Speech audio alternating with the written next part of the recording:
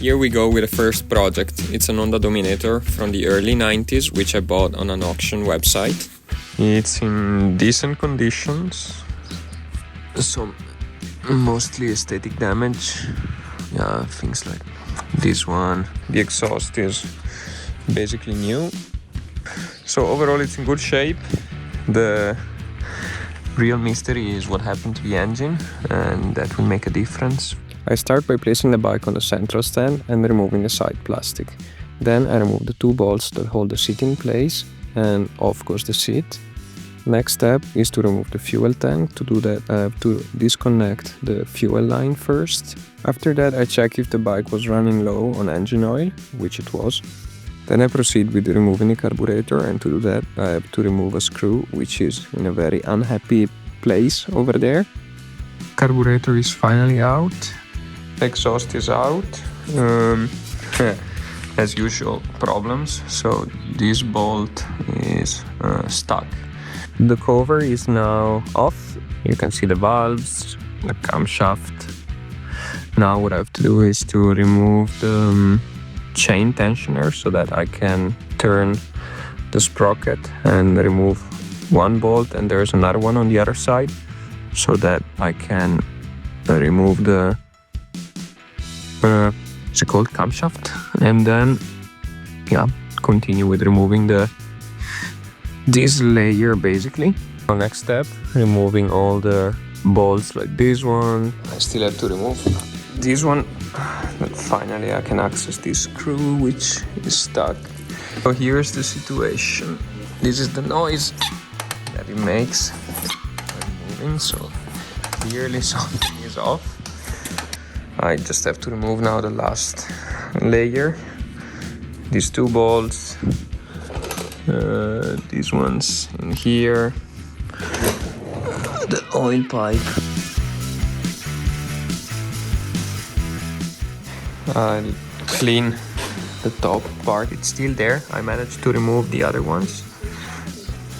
I will have to drill a hole on the head of the bolt, then use this special tool that basically screws in the opposite direction, and then by screwing this one in it will unscrew the other out. Situation very bad.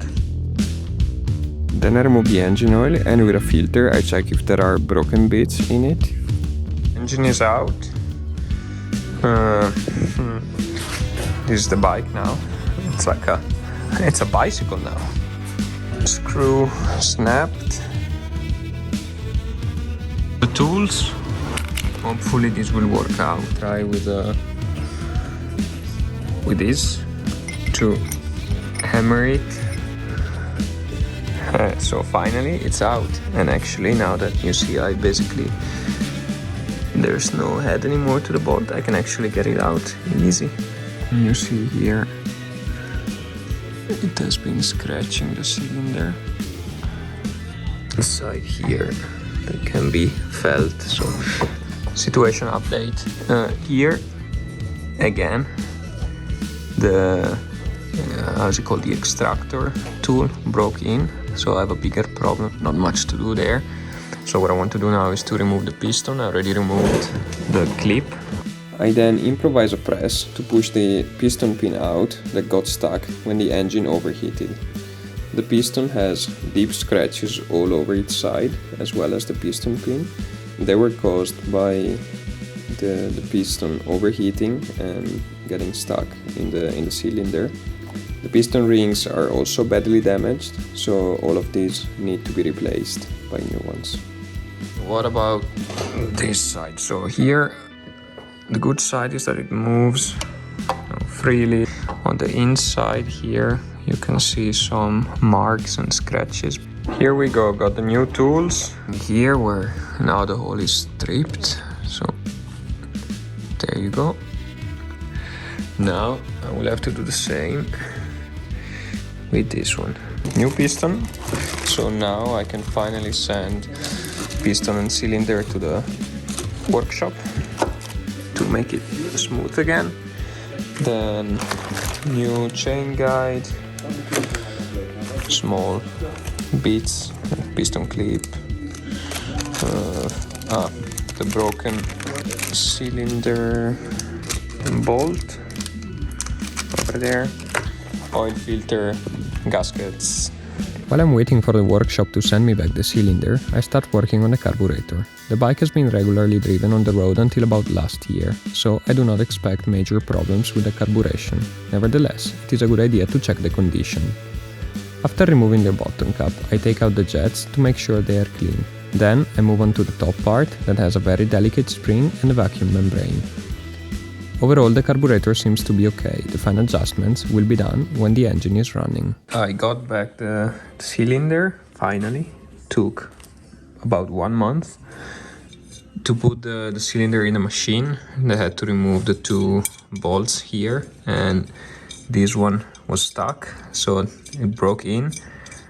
And yeah, they had to drill a hole and replace the thread and make a new one. Next to that, I managed to find the side cover. It's not in great condition, it's broken over here and here. Cap for the air filter. Both of these could not be bought new anymore. So I'm very happy that I managed to find these 2 second-hand. Before I can put the engine back together, I need to clean the surfaces from the old gaskets. I then secure the piston in the vise and install the new piston rings on the piston. First goes the bottom one and then the top one. After that, I cover the piston pin with a thin layer of clean engine oil and secure it with the new piston clips. I put a bit of clean engine oil all around the piston as well, so that at the first start it is not completely dry, and I do the same inside the cylinder. Then, with a bit of struggle, I managed to push the piston inside the cylinder and route the timing chain through the guide, taking care of not dropping it in the block. Finally, with a torque wrench, I secure the 4 bolts that hold the cylinder in place. So I forgot that I had this problem here, where basically the bolt is stuck. Ignoring the problem of the stuck bolt, I start mounting the cylinder head, and with the help of Laura holding the chain tensioner, I mount the camshaft. Also here, I spec the cylinder head bolts at the defined torque values. Alright, so now the cylinder head is mounted. I faced the camshaft. I'm gonna put the valve cover on.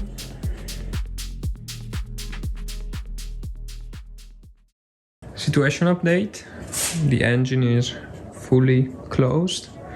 I still need to check the valve's clearance. Should be 0.1 millimeters on the intake side and 0.12 on the exhaust side. Okay, so last time there was a problem with the compression that doing the test was giving 60 psi while the manual says it should be 170. So I'm gonna start debugging this from the top down. So first I'm gonna check that. I'm gonna check the valve clearance, that it is okay. Then I'm gonna check the, according to the manual, I'm gonna readjust this valve to make sure that the decompressor doesn't affect the compression test. If that doesn't work, I will have to open it up, check the phasing. If that's okay and still the value is not correct, then I would have to go 1 level below, remove the cylinder and check that maybe the piston rings or something there is not going as expected. So I just checked the clearance for all of them and to me it looks fine. So I'm gonna do the test again. So as usual with these bikes, you have to fix one thing and then all of a sudden they become 10. Here's a problem with the freewheel. I wanted to open the case here to check if everything is alright, and screws were very tight, and obviously one is stripped now.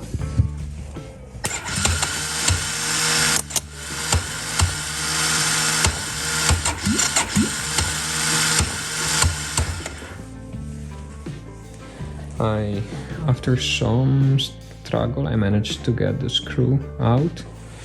I do miss the tool to get this one out so that I can access the freewheel and remove it. So yeah, what I'm gonna do now, I'm gonna buy the new flywheel so that I can use the electric starter to go back to the original task, which was testing the compression. So back from the race, got the parts. Let's see what's in the box.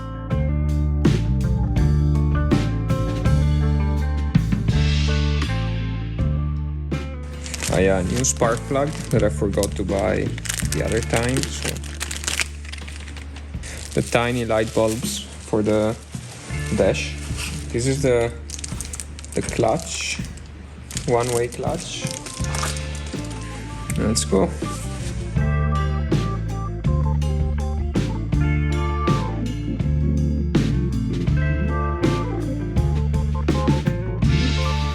Ta-da! Now, here's the clutch to replace.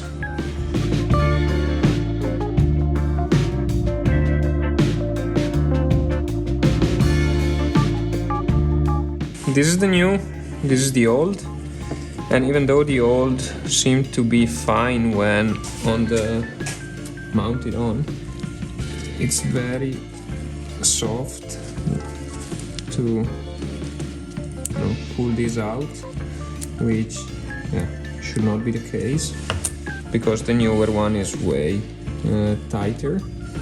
I proceed with cleaning the surfaces and installing the new clutch, using the thread lock and the torque wrench. Then I remove the remaining bits of the old gasket from the crankcase and the side cover. It takes a bit of time, but it's worth doing a good job to avoid oil leaks in the future. With the new gaskets in place, I can finally mount the cover.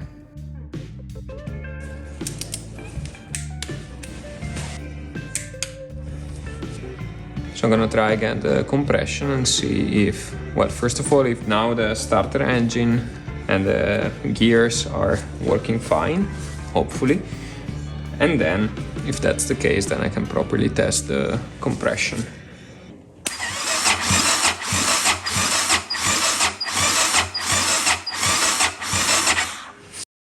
The reading is 80, should be 170, so we are far from the expected result.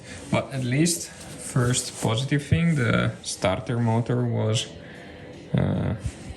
doing its job fine, so it was indeed necessary to replace the clutch. I've got the mark there, which is aligning horizontally with the head here, as well as this mark. Actually, I'm thinking about something that I'm not sure if it is stupid or genius, but I'm thinking about doing the compression test without the valve cover. 0. Indeed, doing the compression test without the valves cover was not a smart move, as air could not get into the cylinder and therefore there was nothing to compress and measure. Nevertheless, I continued to debug the problem by removing the camshaft and the cylinder head once more to check the piston's health. Now I want to check if the valves are leaking or not, so I'm gonna pour some water and then just let it sit and see if the level goes down. It means it's leaking somewhere. Otherwise, the problem is somewhere else.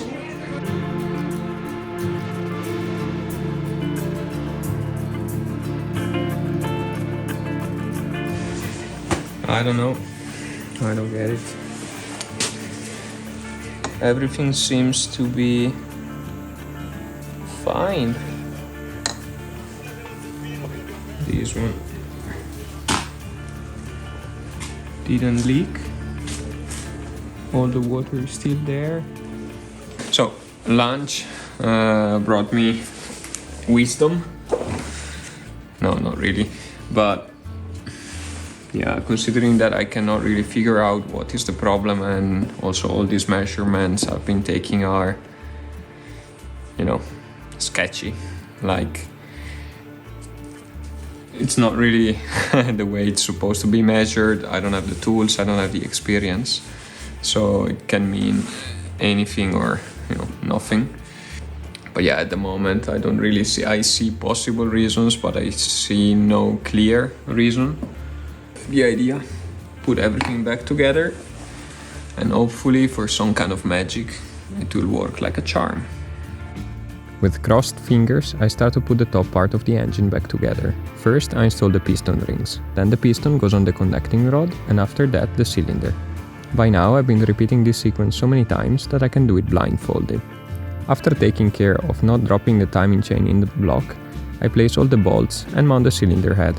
Next goes the camshaft that has to be timed correctly with a crankshaft. So, in the end, I mounted basically everything now. I did try with the electric starter. The compression with the test was 80 psi, but now the automatic decompressor is connected, so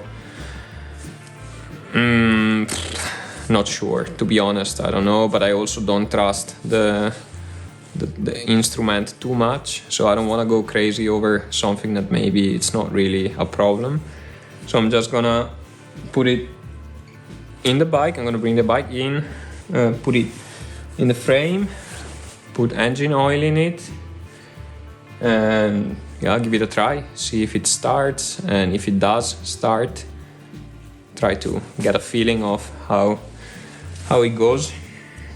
After some weeks collecting dust in the barn, it is time to bring the bike back in the garage and prepare it to welcome the engine again. The engine is fairly heavy, so with the help of Laura we prepare the frame to make it as easy as possible to insert it. After some wiggling and swearing, the engine goes in and we secure it to the frame with the engine mounts. Okay, so the bike is about ready for the first start. As you can see, I mean, it's barely ready. I just connected the necessary things to try to start it up. For example, I mean, you see all the pipes and wires have not been routed properly, clutch cable not connected, chain not connected, even the throttle cable is not connected, but that's not really needed. I just need to put engine oil in, connect the battery, and then fuel tank, and then should be ready. Hopefully there will be no oil leaking, but we will see.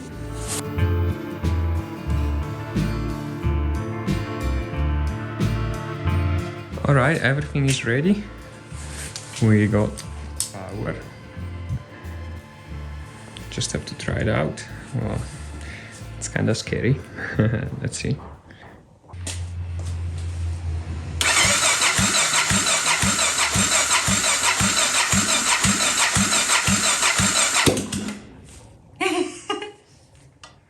It's gonna be loud.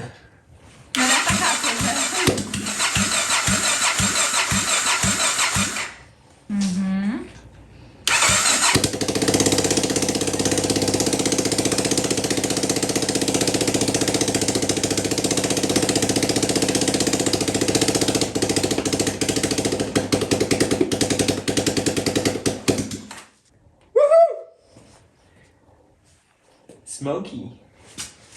Okay. Super loud. Super loud. Let's see again. What's next?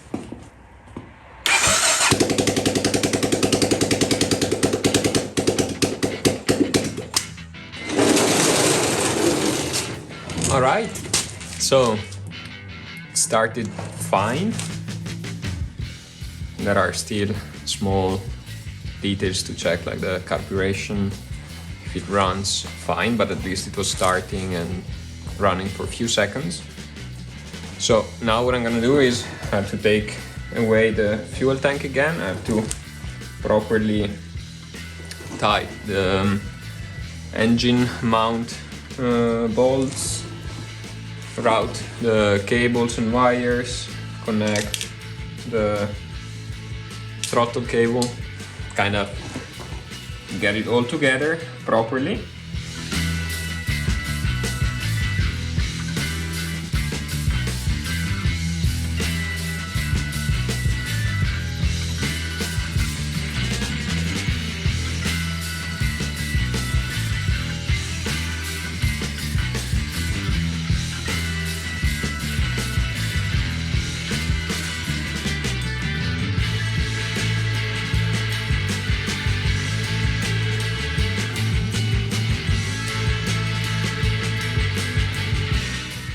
So most of it is connected now, at least regarding the engine and the carburetor.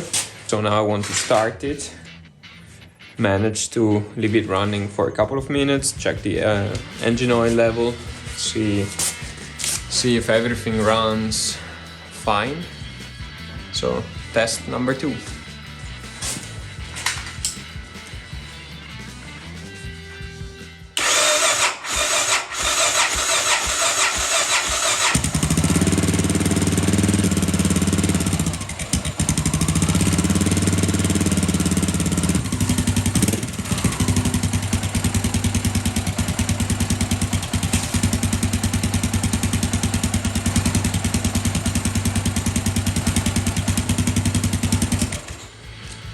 All right, very good, I would say. I don't see oil leaks or anything like that. So I'm gonna check again the oil level because the oil is on a separate tank. It's not directly in the engine, the dipstick. So by pumping oil with the oil pump, then the level adjusts. So I would expect that now I still have to add quite a bit of oil. But in order to do a first test ride, I finish up with connecting the remaining wires, cables and accessories. I attach the foot pegs, then put back the chain on the sprocket and finally the seat.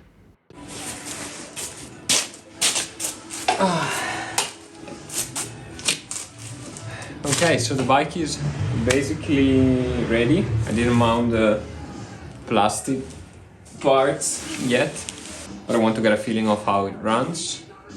And if I feel that everything is okay, then I'm gonna finish it up. I just went for a short ride and the gears are working good. But I heard a strange noise from the engine which really scared me. So I'm gonna check it again here now and see.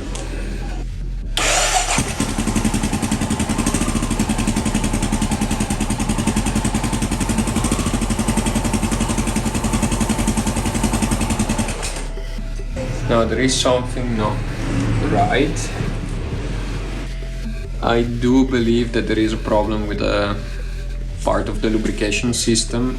I checked, I opened the crank case on the left side, so the other one, where, just slightly opened it to check if there was oil coming out, because if the lubrication is fine, oil should be all over, and when you open it a little bit, it should drip out. But it didn't, so that's one more sign that oil is not really moving around. So I checked the in line from the oil tank to the pump, and it's free. Oil is coming out. So next step would be to open this side here, which I didn't touch yet. I'm gonna open it and I will have to check the oil pump if it is stuck or broken or damaged. To access the oil pump, I first have to remove part of the components that I mounted shortly before. I start by removing the passenger footrest so that I can access the brake pump and then remove the brake pedal. Next is the kickstarter that is held on just by one screw, and then I move on to unbolting the side case. As usual with this bike, one more bolt is stuck. I try with a heat gun and WD-40 without luck.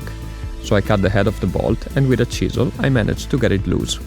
So I've just removed the case, and as you can see there is no oil, just old one here, as well as from the engine itself. There was no oil dripping out, which means oil didn't come through, which would explain why I almost broke the engine again.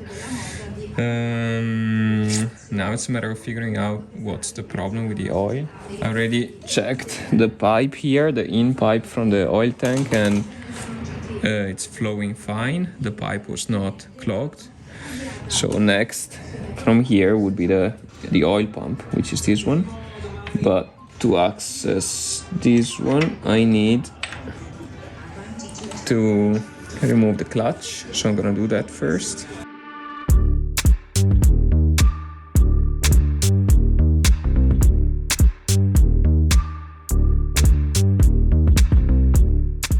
springs, service limit 43.1, 45, so it's okay. 45, springs are good. The bearing also feels smooth and tight in the case here. 2.9, so it's okay. 2.88, 2.9. So clutch is good, at least.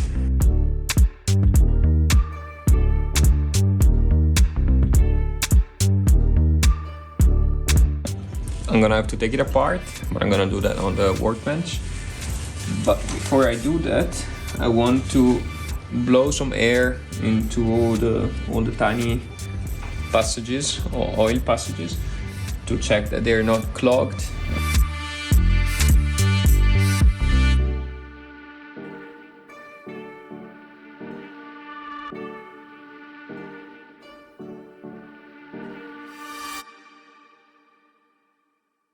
First clear sign of a problem is that the oil filter is fully dry while it should be soaked in oil, which means oil doesn't get to the oil filter, and looking at the diagram, the only thing between the oil tank and the filter is the oil pump.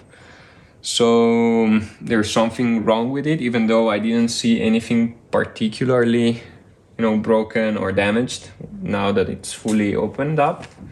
But this valve, which is the one closing and opening the flow, so that when the engine is not running, the oil tank, which is on top, doesn't fully empty in the engine, but it stops that, and it opens only when there is a little bit of pressure. So when the engine is running, this one felt a little bit stuck. So what I'm gonna do, I'm gonna clean in here. I'm gonna make it smoother so that this one can easily slide through. After cleaning and polishing the oil pump, I start putting it back together. There are a lot of small bits and parts to be careful about, but it is very fascinating to understand how it works. Now that the pump is ready, I just have to do in reverse what I did when taking it apart. First, I put back the clutch basket with its plates and torque it to specs.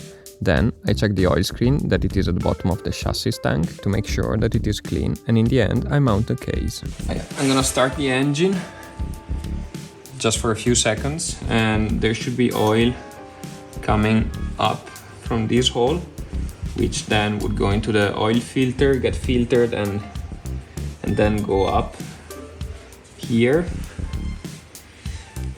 So I want to see if that's actually happening, because if it's not happening, it means there is still something wrong with the pump. Let's see.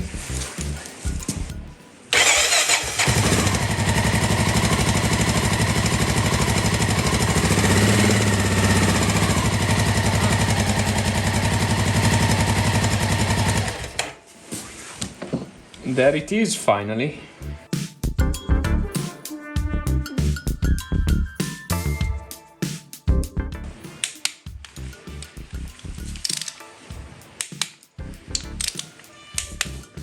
Okay, so I'm gonna start the bike, and what I expect is to, see the oil level dropping down, and I would also expect it to see when looking inside, like boiling, in a sense that it will be pushed up from the pump. So I should see something, moving in there.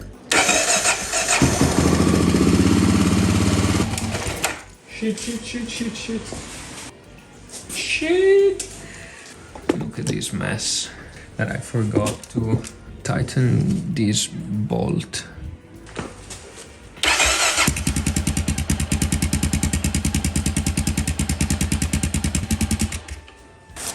Seems to be working. I saw the oil level in the tank going down at first because it had to fill up all the hoses and the engine, and then when I accelerated, the level went up again because the oil pump was actually pumping back the oil to the tank. So seems to be a success.